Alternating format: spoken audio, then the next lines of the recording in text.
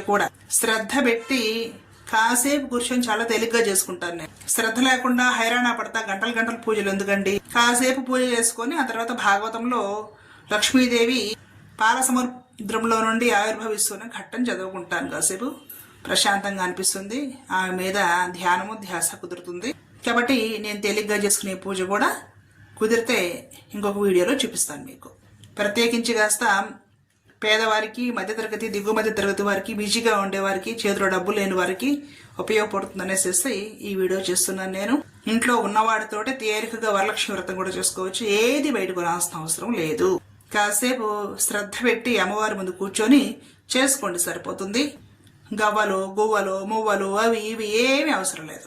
ఉన్నవాటితోటే ప్రశాంతంగా శ్రావణ మాసం అంతా కూడా చేసుకోవచ్చు.